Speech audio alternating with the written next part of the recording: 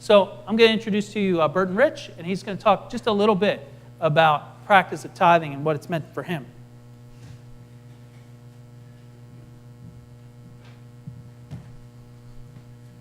Good morning.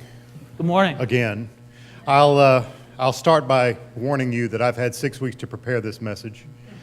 And that could be bad, but I'm going to stick to this one-page script pretty much. I'll depart a little bit. I will take a bit of exception with Joe when he says that when you get the bill for the party, it really doesn't matter.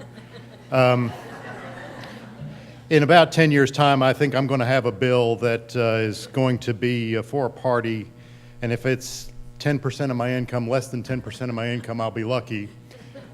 Emma Rich. But she claims not to like boys right now, so maybe I'll be lucky, I don't know. But that's not really what I wanted to talk to you about.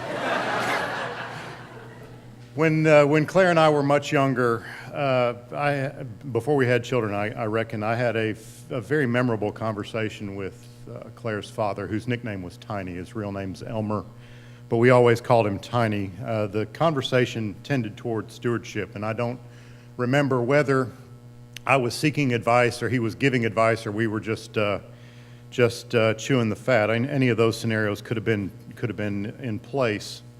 But I do remember clearly what he said to me, and the words that he used were something like this. He said, "Giving money to the church is something I've never looked at as an expense.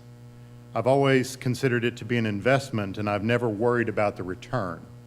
And those words have stuck with me for a long time. But what I think he meant when he said that he was never worried about the return was not that he was not actively involved in making sure that there was a return, but that he was never disappointed with the returns that he saw from those gifts. Our gifts to the church, and by our, I mean not mine, I mean our gifts to the church, are an investment in an activity that, like Joe just said, if we believe in the church's mission, will transform the world. I've carried Tiny's words with me for years and have been reminded of them every time I've been asked to make a commitment, whether it's to an annual stewardship campaign like we're in now, or to a capital campaign or any other appeal.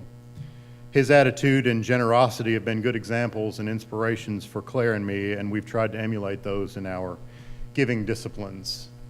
And one of the sort of positive changes I've tried to make in the last several years is to move away from terming it as paying a tithe toward giving a tithe, so that I can take more of a willing attitude toward making those gifts and looking at them as gifts instead of expenses. But what are the returns really? I was waiting a couple of weeks ago to talk to Joe about a few different topics, and I came across the last church directory that we have, and I was thumbing through the pages idly, and it's one in which Ethan might still have been in diapers. They tell me that he's going to be 10 next week, and so they didn't correct me, so he's not listening. It's actually 11. It was a test. But All the children today. yeah, that's right. Well, I'm going to leave Jacob alone. But in that directory, and this picture in the upper left center caught my eye, and it's a picture of Brielle Hone, dressed up in a spider costume, and a much younger Brielle Hone than we're familiar with. A few months ago, Brielle came to us and told us of an opportunity she had to go to the Philippines to do mission work there, and asked us to invest in that opportunity, and we did. And we funded that activity for her.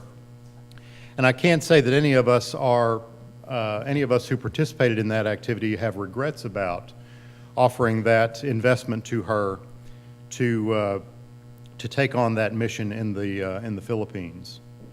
I also in that directory saw other children who have grown into young people who take a portion of their summer to go far away to help people they don't know, to give them a better life. I saw some who have moved away, saw several who have made their final turns on earth and have gone on to their reward in our Father's house. But each of these people, each of these conditions represent an investment or a return on the investment that we've made in this church, where we've made a positive impact on the lives of the people who we've encountered in this building.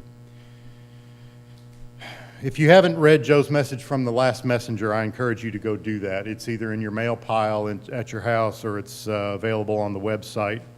But please go out there and read what he wrote in the messenger from October.